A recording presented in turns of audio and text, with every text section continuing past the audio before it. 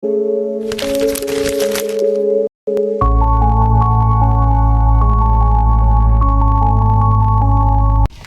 everyone, we are the Group 5 and we will be reporting about the site of the first Mass in the Philippines.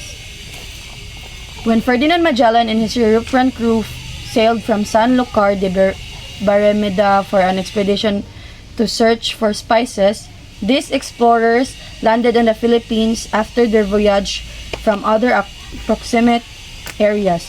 So, pag March 28, pag 1521, naa sila sa dagat kay nakakita sila og bonfire nga naglead sila sa ilaha padong sa Limasawa. Next. The island sovereign's ruler was Raja Sawi. When Magellan and comrades set foot on the grounds of Limasawa, he befriended Raha, together with his brother Raha Colombo of Butuan.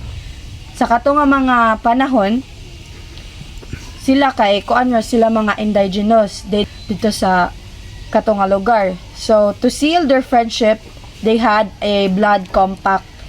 On instigation of Magellan, who heard the Malayan term for it, kasi-kasi, the new friends performed the ritual. This was the first recorded blood compact between Filipinos and Spaniards. Gifts were exchanged by two parties when the celebration had ended. So, mao to nag-start nga naadiri si Ferdinand Magellan nga na-stay sa Limasawa ato nga time.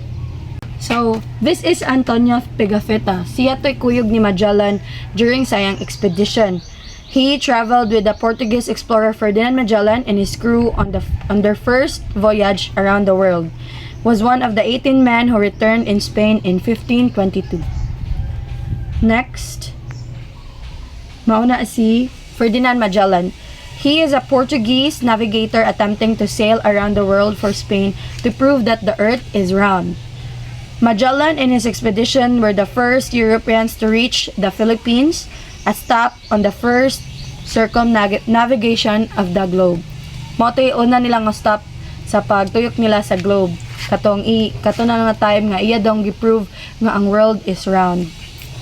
Next, Fray Pedro de Valderrama. Siya to ang naka-first na officiate o nag-conduct sa first mass diri sa Philippines. Katong first mass sa Limasawa, Leyte. So, pag March 31, 1521, sa Easter Sunday sa Limasawa Island sa Leyte, si Magellan nag-order na magmisa na ang naglitan ng misa ay si Father Pedro Valderrama. Conducted near the shore of the islands, the Holy First marked the birth of Roman Catholicism in the Philippines. Colombo and Soy were the first native of the archipelago, which was not yet named Philippines.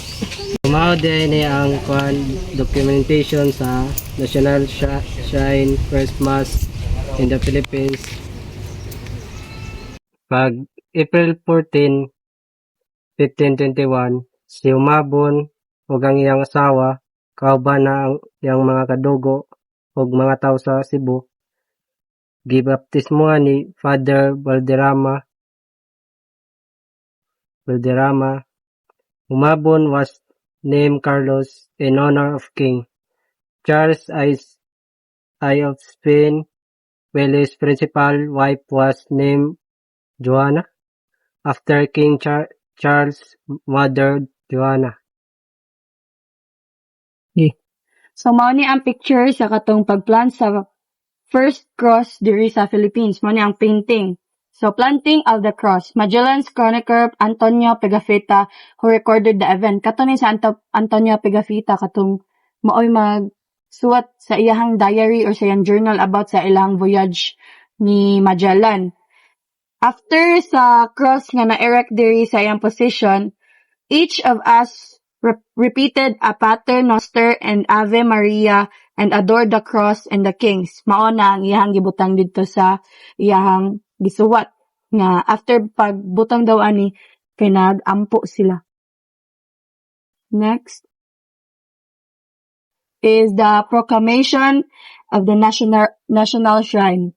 So, On June 19, 1960, Republic Act number 2733 called the Limasawa Law was enacted without being signed by the President of the Philippines.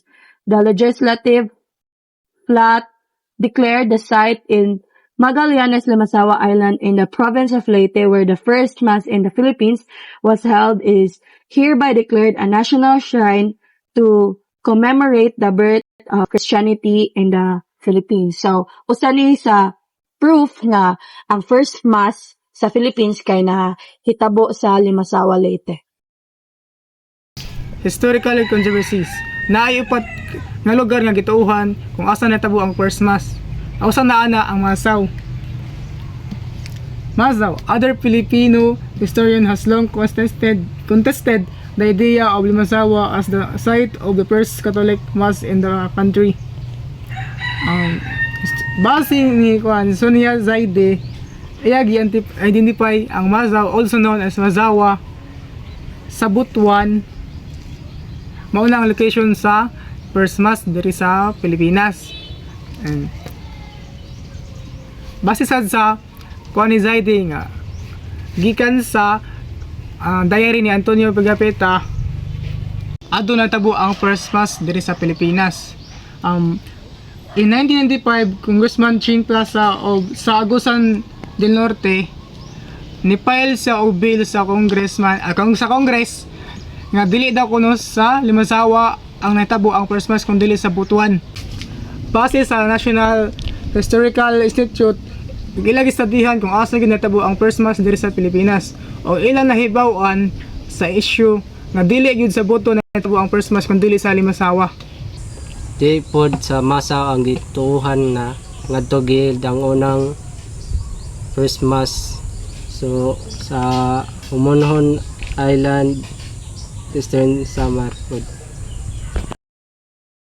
Eastern Samar, some people in Humonhon Island and Samar also claim that Magellan and his fellow sailor must have kind of religious festivity shortly after they landed on the island.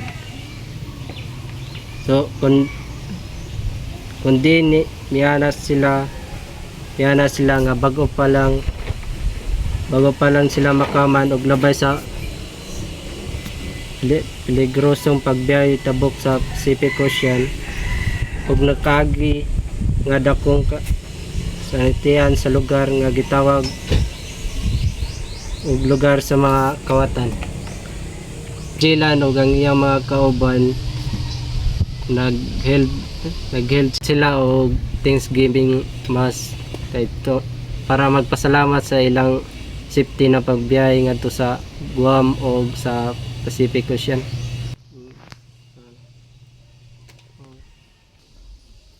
Pero ingon ni Antonio Pigapetta nga di daw dito jud na itabo sa iyang gisuwat. Pero ang ingon ni Attorney Mindiola nga sa Humonhon Island jud na tabo ang first mass. So, dili rasad ang Masaw, ang Humonhon Island o ang Limasawa Leyte ang ilang gituuhan kung asa na itabo ang first mass. Apil pod ang Mahaba Island sa Surigao del Norte. So, they claim that the expedition actually had the first mass in Mahaba Island in Surigao del Norte. But the issue reached the Congress, which in 1996 directed the National Historical Institute to recommend a historical finding. The panel was composed of several historians, some of which became my professors in the Department of History.